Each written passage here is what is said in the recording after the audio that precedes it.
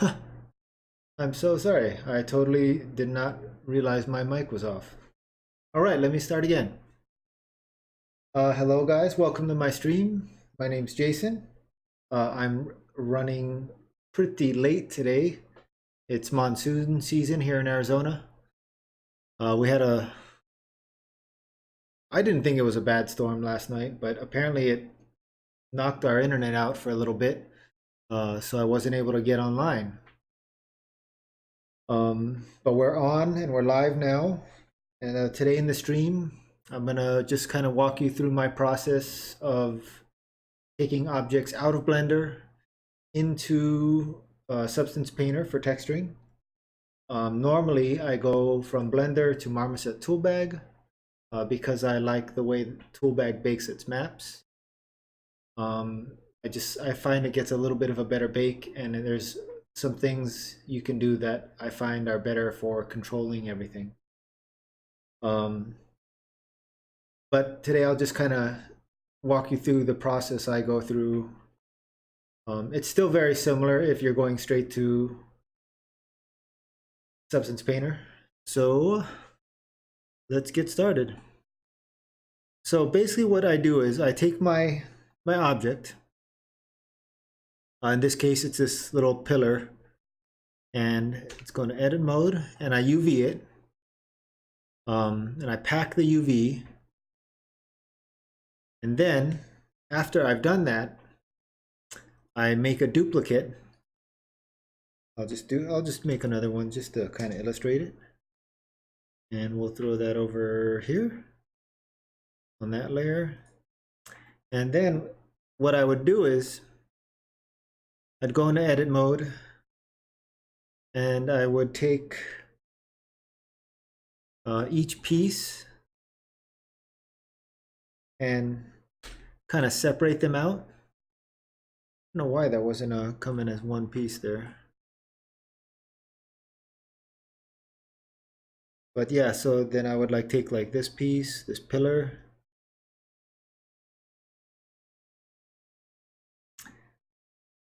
The weird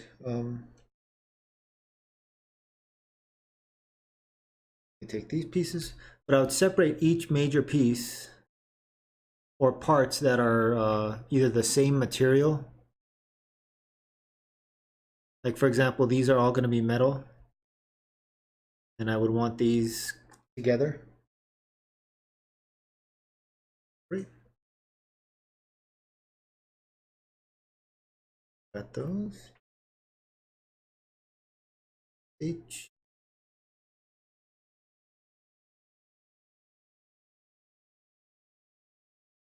But anyways, you basically continue that process and break the entire item apart. Let me just hide the ones that I already have separated.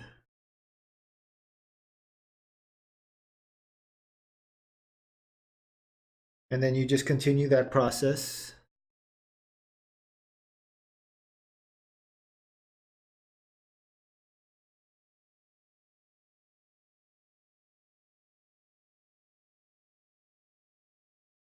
And those.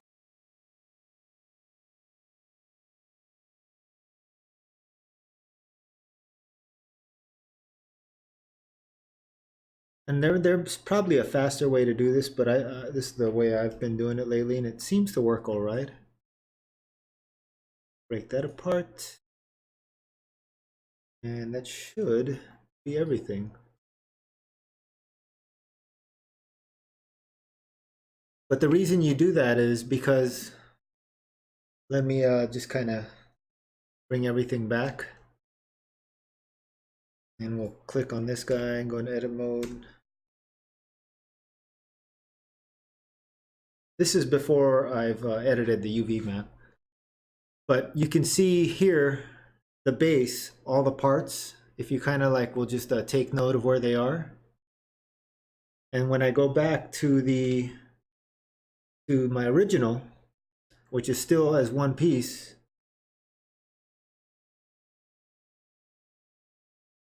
you'll notice when I click on the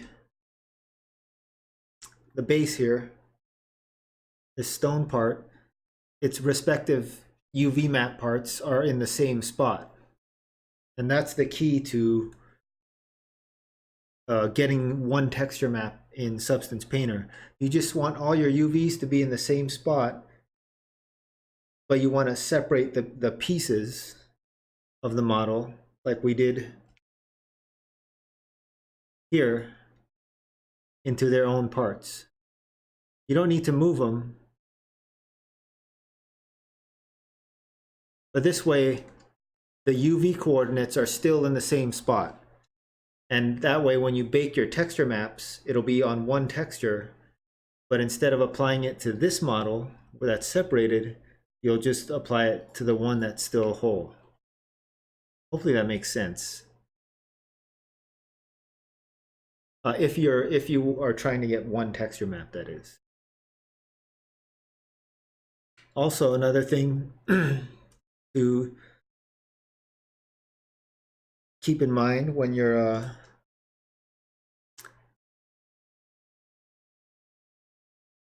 exporting into any program for baking, or whether you're just exporting an object into Marmoset Toolbag, or even for games, you should always triangulate it. So that's the next step.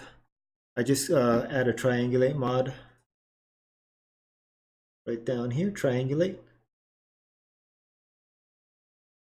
And that just triangulates your mesh, because whatever software you bring it into is going to triangulate it anyway, except it's going to do it in its own way.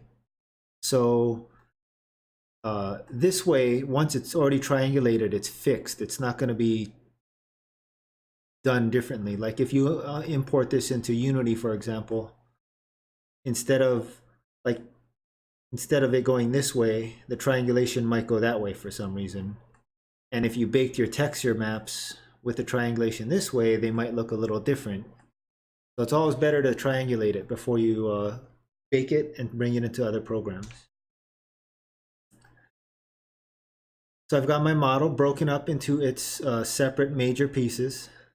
For example, I have my support beams low, my post low, the top beam low, the stone low, and I just called this the metal low, just to keep things simple.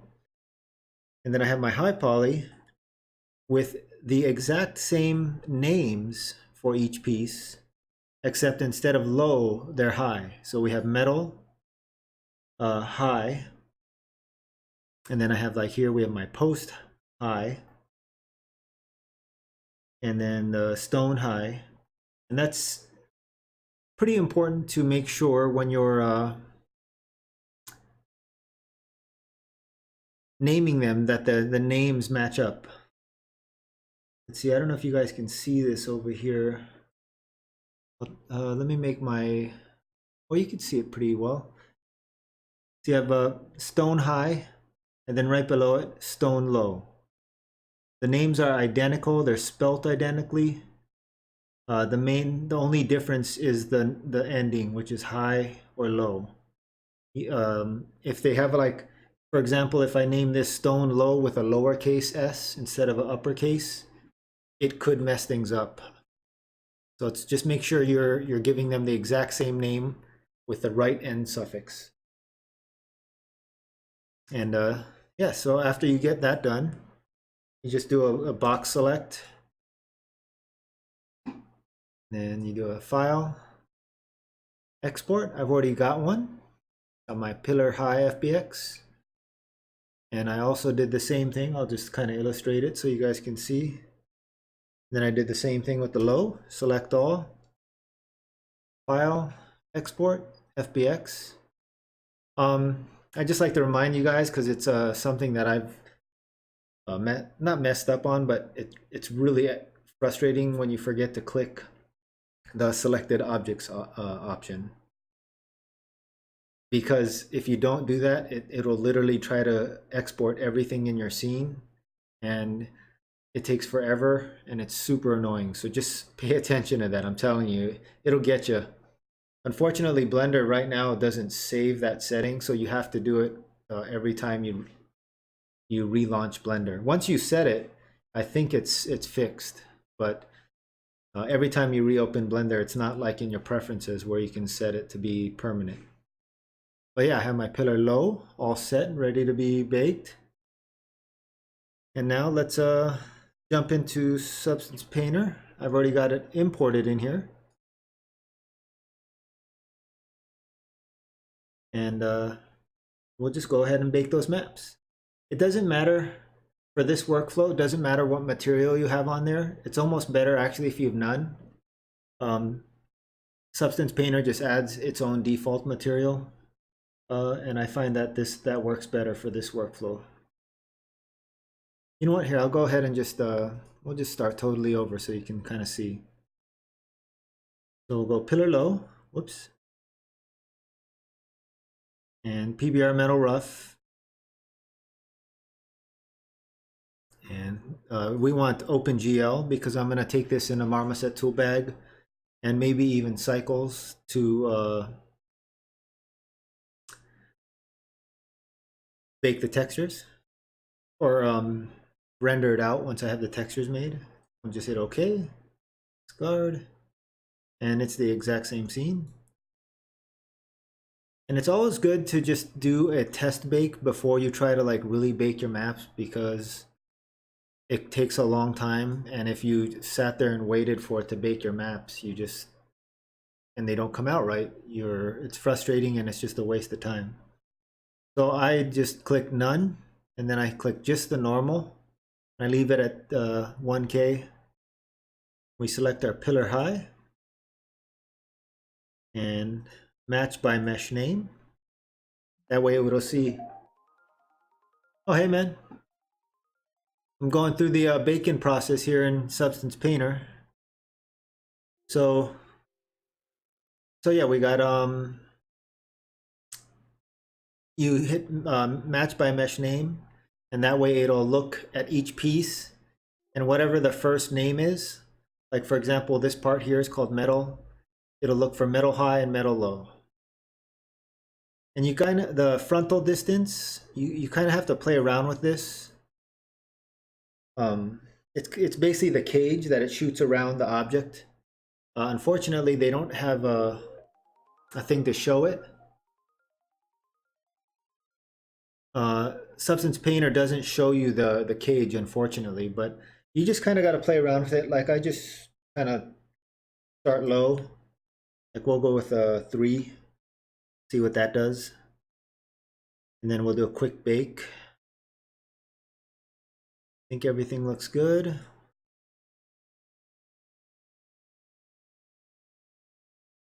Okay, hold on. Why didn't it get that part?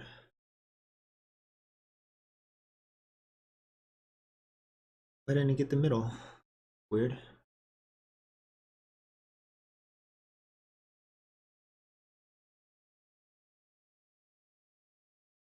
Wonder what's going on there. It's weird. Huh. Not sure why that's not doing that. Let's see. Let me look at my models again. Let me try to re-export. It's like I didn't export the high poly one right. Okay, that's definitely there. And let's box select this. Right, that's everything. Got all my parts. File. Export.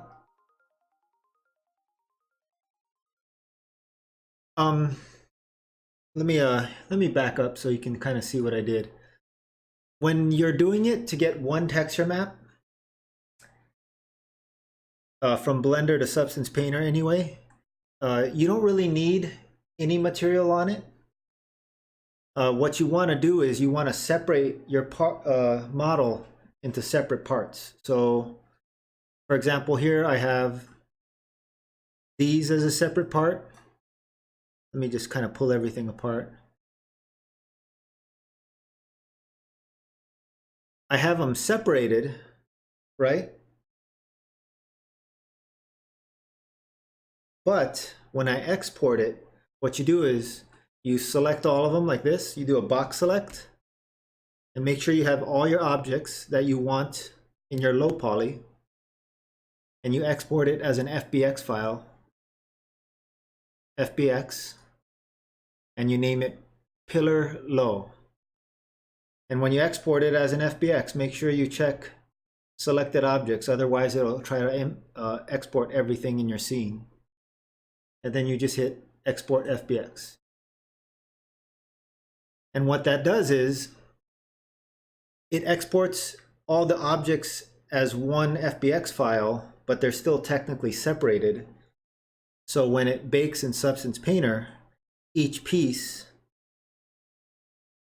is baked on its own. The things you have to pay attention to is making sure each piece is named properly. Hopefully that's making sense. So I don't know if this, let me turn the font up. File,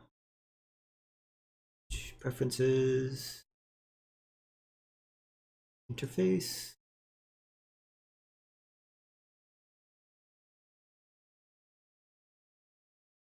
See, where's the font scale? No, I don't need the scale. I guess maybe that. There we go. But you see here where I have metal high, you want to make sure you're naming the other piece metal low. Like right here, this is metal high, and on the low poly object I have metal low, but they're all separate objects, but they're exported as one file. So I'll do the same thing here at the high poly. I have the supports high, the post high, metal high, and the stone high, all separate parts.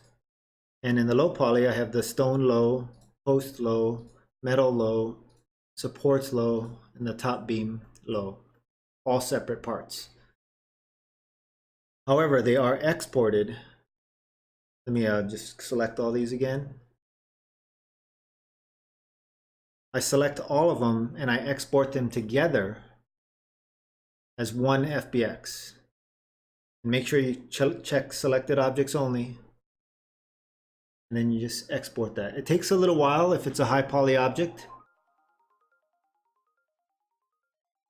Ambient occlusion baking, it should be fine. It just depends what you tell Substance Painter to do. As soon as this is done exporting, we'll jump into Substance Painter.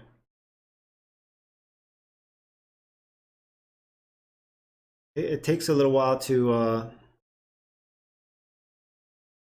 export as an FBX when it's a high poly object. I probably should have decimated this a little more, but it's all right. And while we're here, I want to make sure I save this.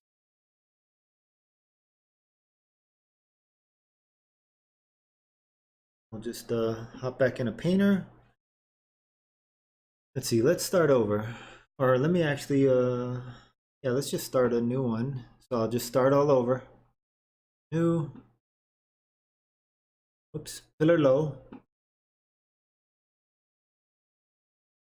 We'll just do a 2K. Make sure you're in OpenGL because that's what Cycles uses. And then hit OK.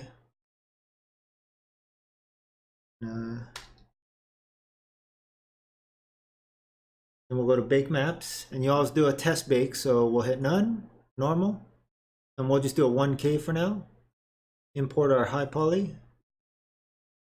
And this is what you need to make sure you pay attention to in Substance Painter. Always match by mesh name. That's the whole reason we named everything. And then just set the ray distance or the cage.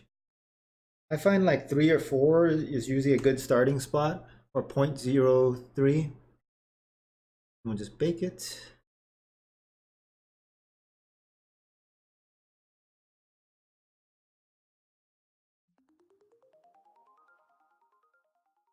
Yeah, you need to separate the model into separate pieces, but each piece needs to have the corresponding name for the high poly and low poly.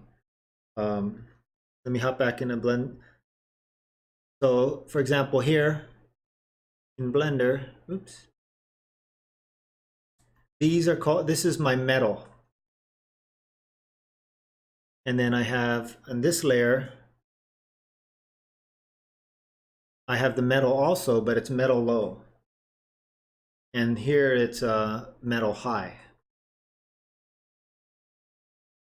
And this is the information that I'm going to transfer onto this part. So the key isn't necessarily having it on different or separate materials. It's making sure your names match up properly. Like see over here, metal low, and then this one, metal high. That's on this layer. That's the important part. For some reason, this part isn't baking out. I don't know what's going on there.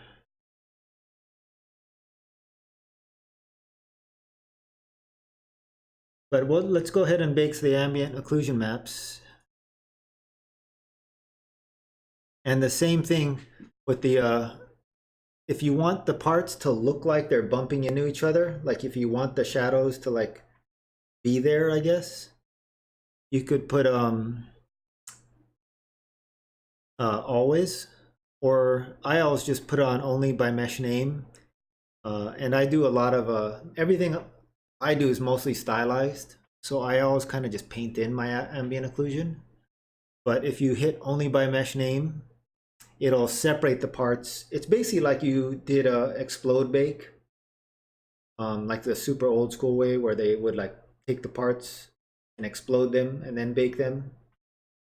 It basically honors each piece or respects the naming convention that you used in the first place. So let's go ahead and bake that. Ambient occlusion usually takes a little while.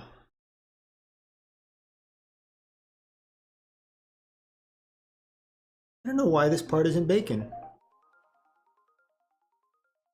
For some reason, it's not baking this part, and I don't know why. Let me see what happens when I go to Toolbag. Then the process is basically the same thing in Marmoset Toolbag.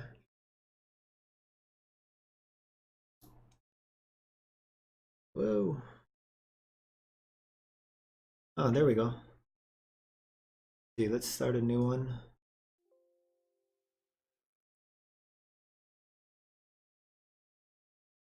So in Toolbag, you do it's the same thing. It's just it looks different. The interface is just a little different, but basically you're doing the same thing. You're importing the low poly and the high poly. The nice thing about Toolbag is you can import them in at the same time. So let's open that. I personally like to bake my maps in Marmoset because they just seem to come out a little better. Do that. And one of the other main things I really love about Marmoset is it really illustrates your naming convention and if you got everything right. Like you can see it right away. Like, see, I exported these as separate objects, but they're all, it's one bake group. So in this one bake group, I have 1, 2, 3, 4, 5 separate objects. And for each of those objects, I have a high poly and a low poly. And the thing I love about Marmoset is you can see the cage here. You can see if you're too close or too far away from your model. So in this case, we look good. And then I just turn off the high poly. And then let's see, we can jump to the metal. And same thing, it's all in the same bake group, 5 different parts, and each part has a high poly and a low poly. So here's the low poly, and you can see that these parts are sticking out here, this little triangle. So you can visually adjust it, which is super beneficial. see, new folder.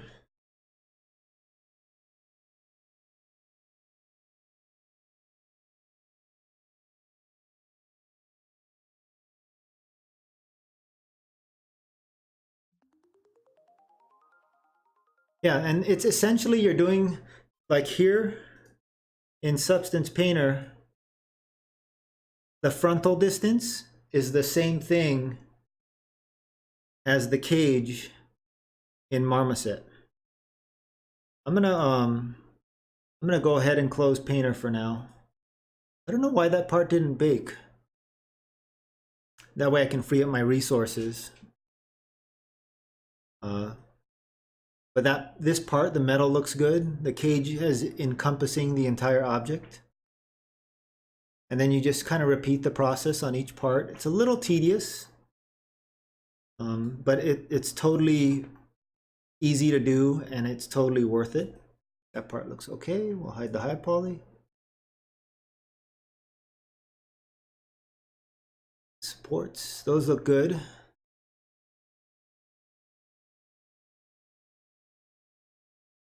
That should be okay. I probably should have added those to that, but we'll be okay. And last but not least, we have the top. And I could probably shrink this one down a little, actually. Okay. And then you just go back into your baker.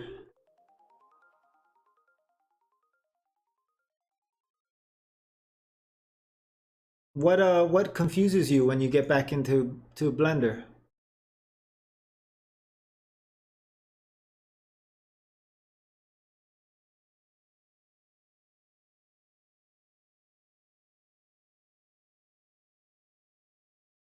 You don't know how to set it up?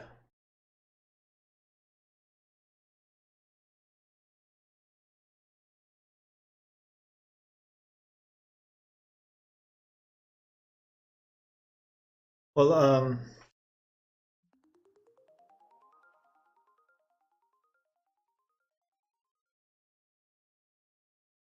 are you making sure your objects are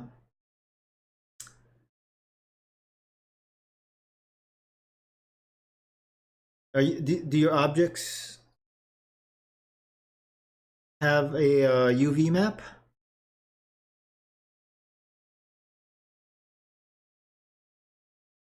You know how to like UV map your objects, right?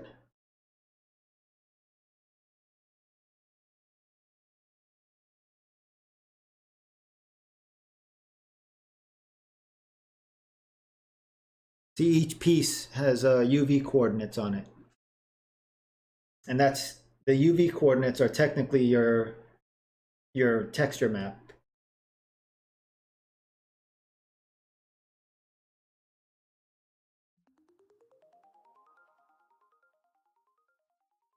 Okay. Well, I'll jump into Painter after I bake these maps here. So let's just get these guys knocked out. So I'm just gonna do a test bake. I want to see if this part's gonna bake. So I'll leave all the settings at default for now, and I'll just do a quick test bake.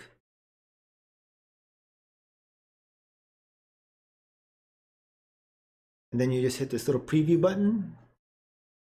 There we go.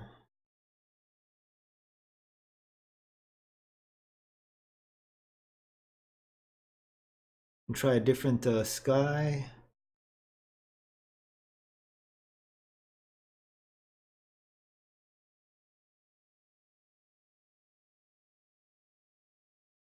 And that looks pretty good.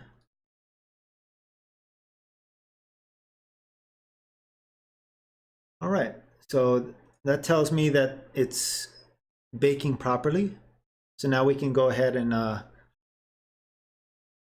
turn the settings up. We'll bake a 4K map. We'll do 16 samples. And I will also add vertex color for my ID map. And I want the position map as well as the thickness map because we'll use those in Substance Painter. And then we'll hit done. And we'll just click all these options because those are all the things I want, except for material ID. Because my vertex color is going to be my material ID.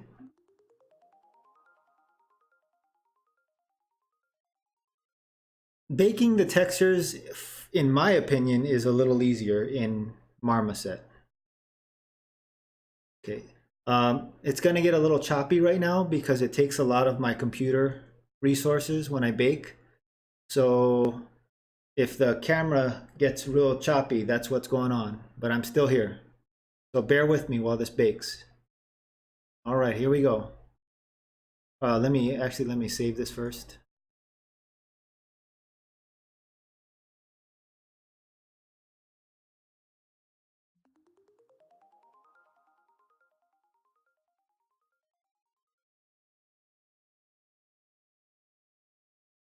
I need a I need a new hard drive. My hard drive's pretty slow and full.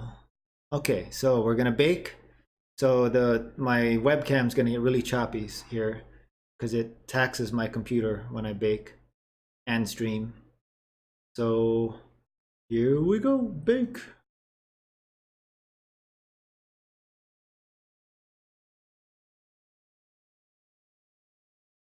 You can see my camera's getting really choppy there.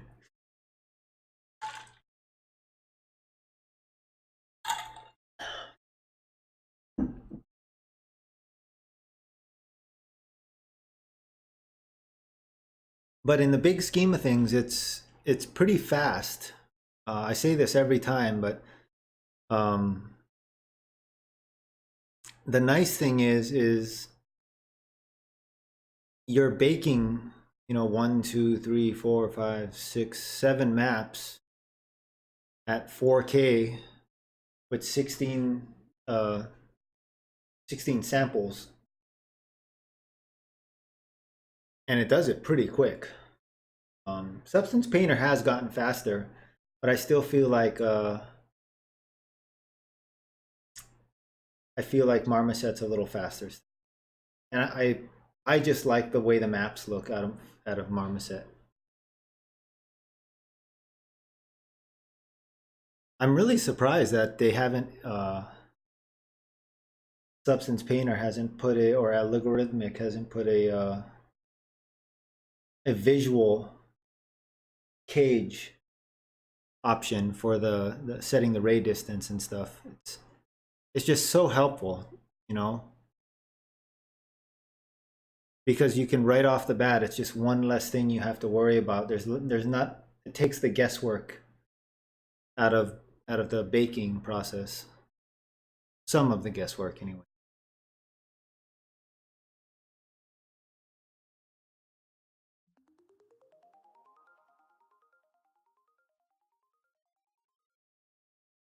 Staff. What when you decided to painting the staff? I haven't made a staff.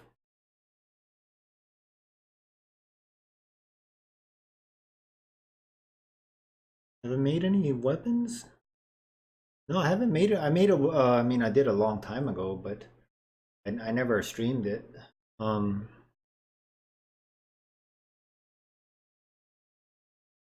maybe you're thinking of another stream. I haven't made any staffs.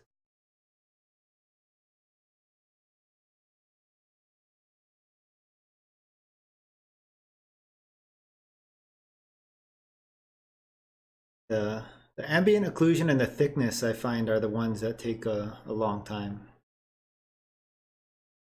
But once these get baked out, and if they look decent, we'll hop over into Substance Painter, and I have some textures, some smart materials that I've made previously for the other props that I've made for this diorama project, and we'll slap those on, and we'll see how it looks. If you are curious, oh, this thing.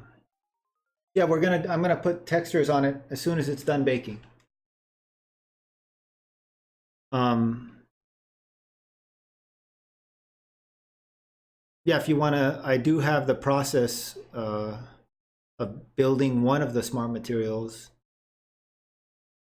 on one of my, I think it's my last set of videos, or maybe not. It's a pretty quick stream, but it's all my streams I archive on YouTube.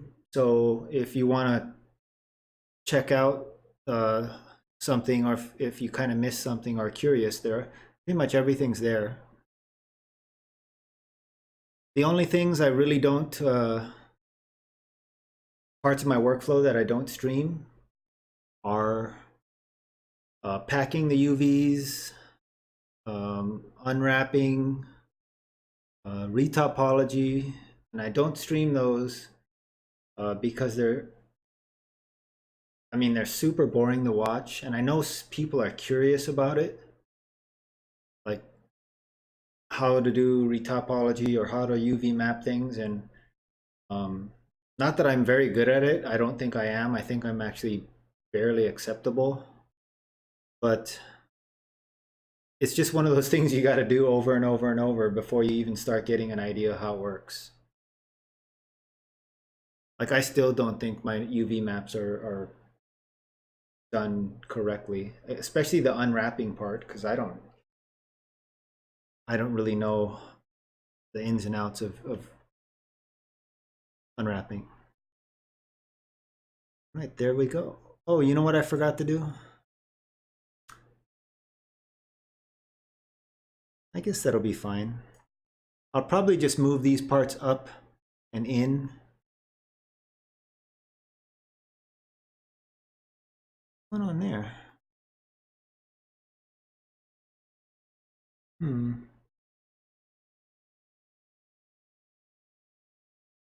That must be where I have my seam. It looks good everywhere else.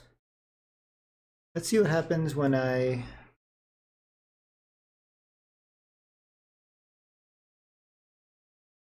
change the ambient occlusion settings. I want to not ignore groups. I do want it to look like they're bumping into each other. And then I'll try to rebake just the ambient occlusion.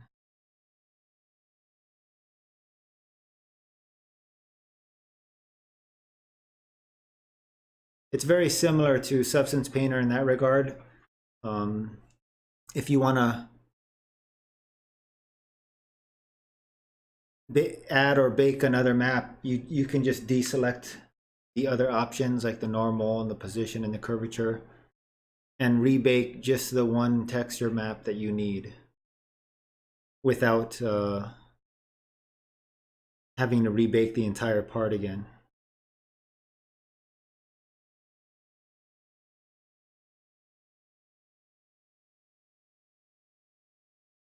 I didn't realize that I had that gap in these pieces when I was texturing it in ZBrush. I should have noticed that. That's okay, I can move them around.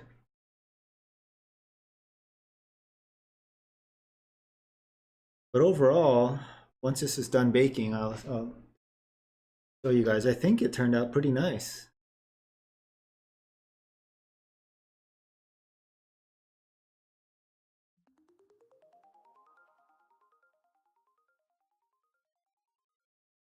Yeah, that I have heard of that book.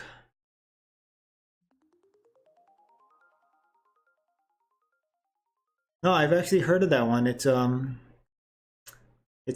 a highly recommended book. We can kind of take a look at everything real quick. See what my vertex colors look like. Here's my ID map. I just applied it as a texture map.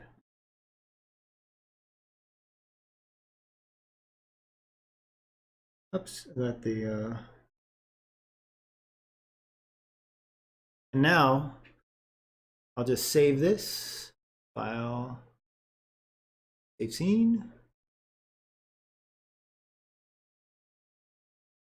Oh gosh, I need a new hard drive, man. This is ridiculous how long it takes to save. I'll close that out. You can go ahead and save this. We will close this out. Hop back in a Substance Painter here.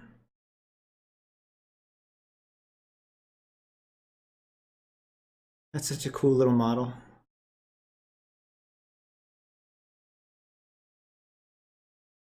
New. All right, so I just want the low, and we'll go straight to 4K this time, and OpenGL because I'll be rendering in Marmoset Toolbag and cycles. We'll just import the textures I just baked. So we'll go to wood pillar, and I'll just select all those. Now I should be able to just select those from my project file. There we go, boom. I don't know why Painter wasn't baking this part. It baked fine in Marmoset. That's so odd. ID map, ambient occlusion, curvature, position, and thickness.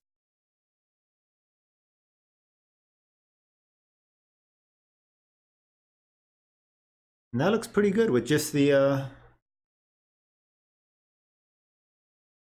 texture maps on it. No color information yet, really. So let's go ahead and get started with that.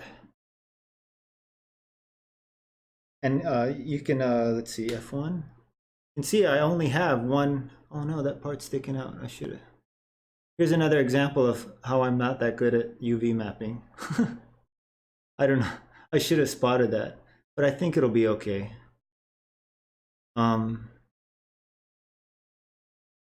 But because of the way we named it in separate, metal high, post high, metal low, post low, it still sees it as one texture map, but it bakes each part individually, basically.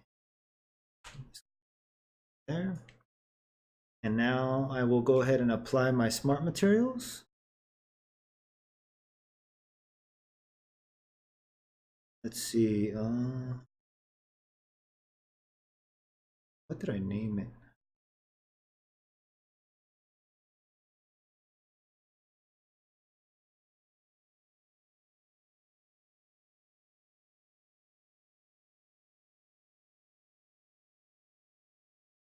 Oh man, I really need to. Yes, yeah. Stylized Dusty Rock. Oh, that's not it.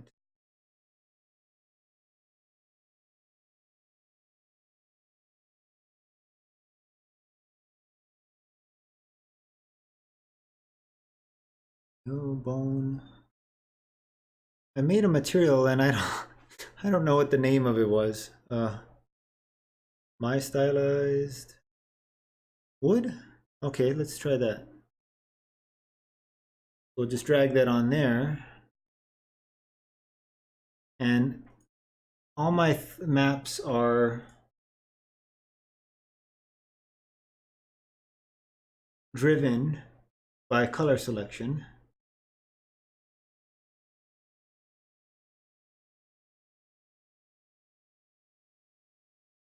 And there we go. And this is a smart material that I created beforehand. And sometimes it gives me weird results, but I don't need that.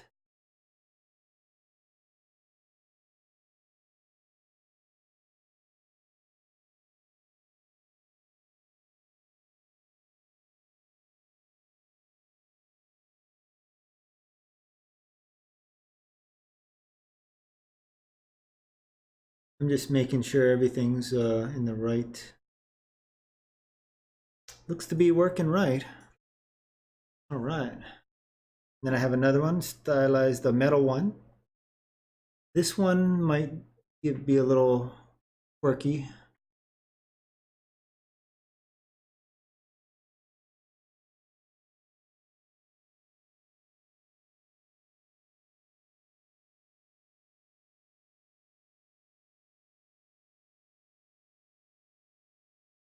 Yeah, this one. I don't know what I did wrong when I built it, but basically I have to go through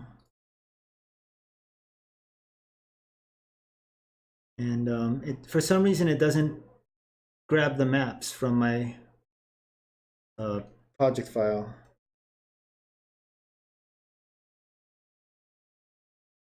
See, that's the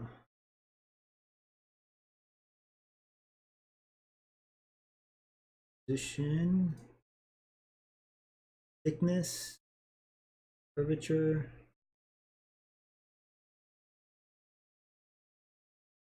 And I have to go through each, yeah, by color ID. World space.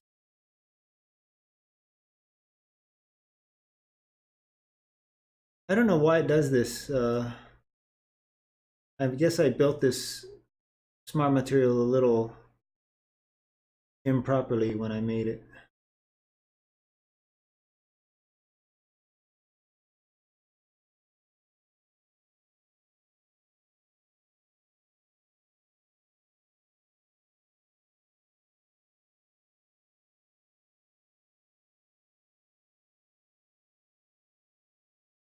But as soon as I get all these maps in there, it'll come to life. And there it is, yay!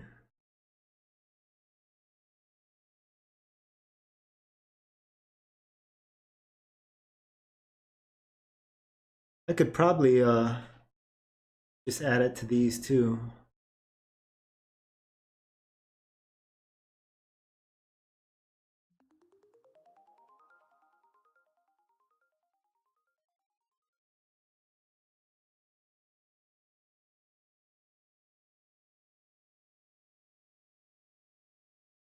Made what in Blender?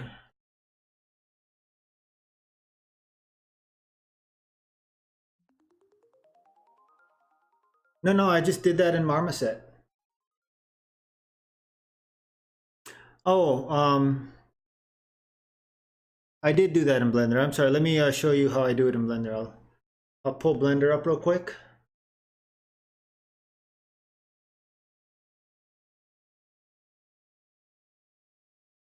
Close this.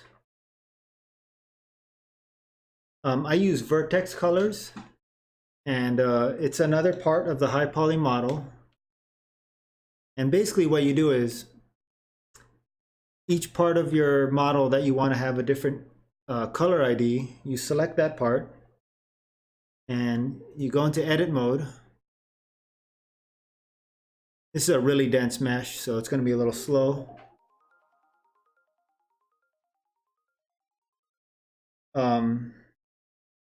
And then let's see. And you select all the faces of the part you want to apply a vertex color to. You go to Vertex Paint. And for this part, I made it this teal color. And you check this little checker box here. And like, I'll change it to green. And you hit Shift K. And now it's green. And now when you export that, it'll export that vertex information. And you'll be able to, whoa. You'll be able to bake that into your color ID map. Let me go ahead and close that out for now.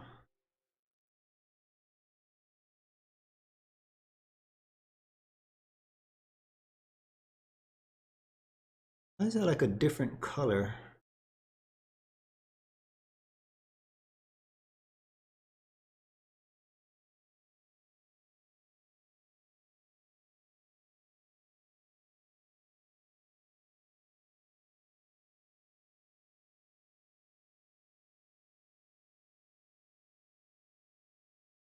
You know what? Let me get rid of this one. Let me apply it on its own.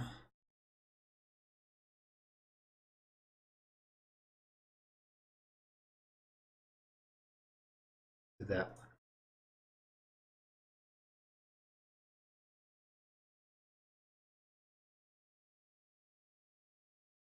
And in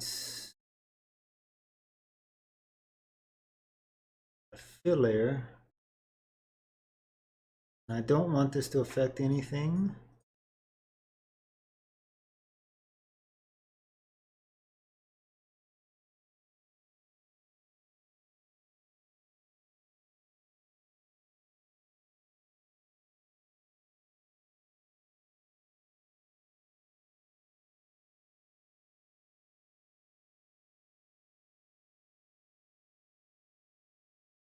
Why is it doing that?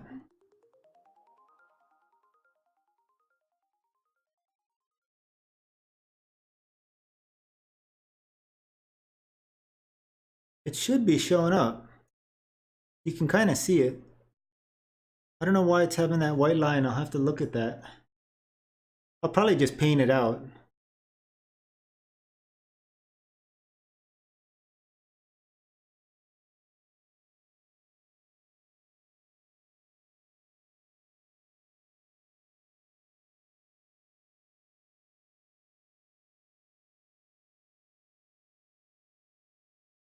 But let's see. I don't want to doodle around on that too much. Yeah, you can see here where I messed up my UV map. That sucks.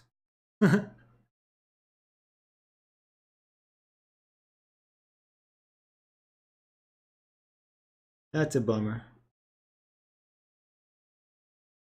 But I made a stone texture.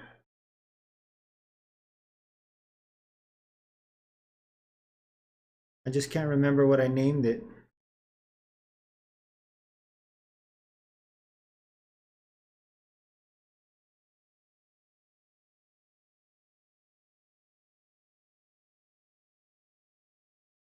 Gray stone? No, that's not what it was. Beat up wood, beat up metal. Gray stone.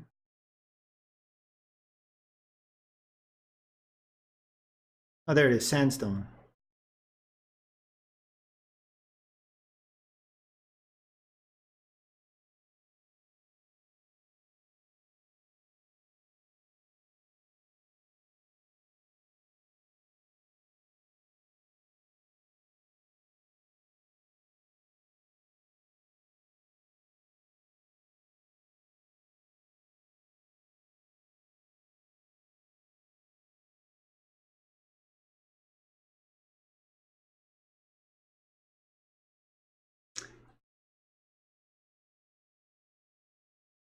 Give that a quick, let's see what it will look like here.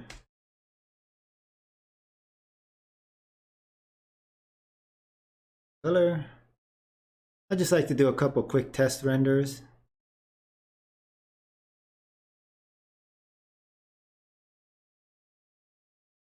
Looks pretty good and looks nice and cartoony. I do need to do a little color adjustment on this.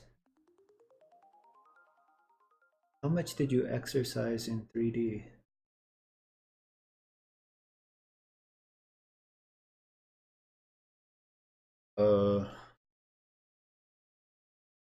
Exercise in 3D? Do you mean like practice? Or learn? I've been doing 3D for about a year. I just kind of got into it as a side project. See, I'm gonna go. I'll have to figure out where to paint that. I don't know what layer I have to go to fix that right now.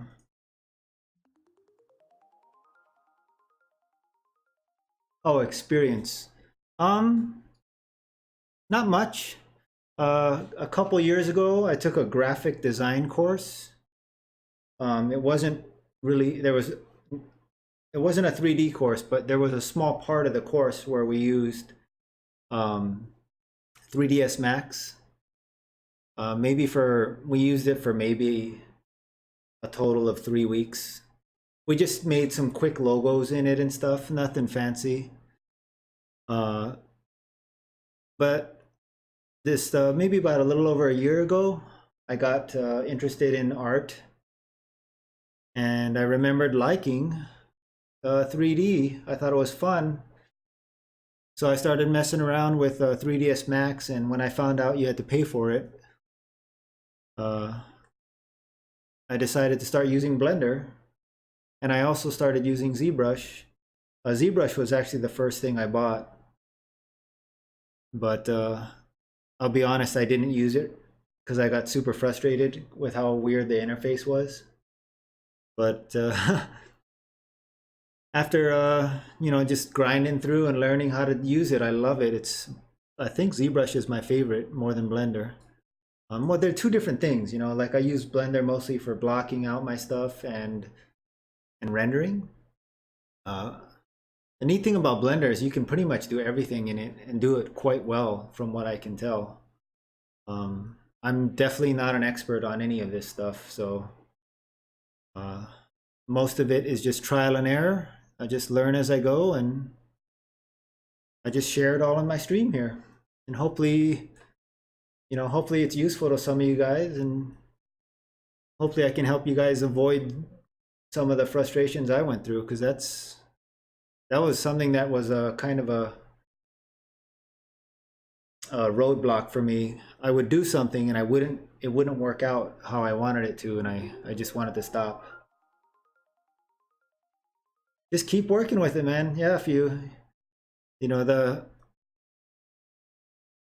like I have a buddy that uses Houdini, and he's just, you know, he's a professional and he's in the industry. I'm not going to say who he works for because I don't want to get him in trouble, but basically they use everything, and it's all a matter of just using it, you know. Every day just jump in a little bit for an hour or two and, you know, make something and texture something and just kind of like work through it, figure out what you like, you know, do things that you don't know how to do. That's my next one of my next projects is gonna be yeah, Blender's great. My next project's gonna be modeling stuff I find in World of Warcraft, just for fan art. But yeah, there's that. I think I'm gonna call it a stream. For the most part, mission accomplished. I got it all textured. I do have to fix this part, but I'll have to investigate exactly what layer I need to dig into and paint there, because I don't want to waste your guys' time doing that. But yeah, hopefully this stream was helpful. If you liked it, hit the like button. If you have any questions or comments, you know, hit me up in the comment section. And yeah, I stream Monday, Wednesday, and Friday, typically around 10 to 11 o'clock. But I'm a hit or miss, I'll be honest. It just depends. You know, I have a pretty rough work schedule. I get off work at 1 to 2 p.m. at night, so sometimes yeah. Thanks, man. Yeah, it's fun to do it. But yeah, if you want to hit that subscribe button, you'll get notified every time I go live. That's it for today, guys. Thanks for tuning in. I appreciate it. I appreciate the comments. Thank you. And I will talk to you guys, or see you guys tomorrow if you want. I'll be streaming World of Warcraft. Until then, have a good weekend.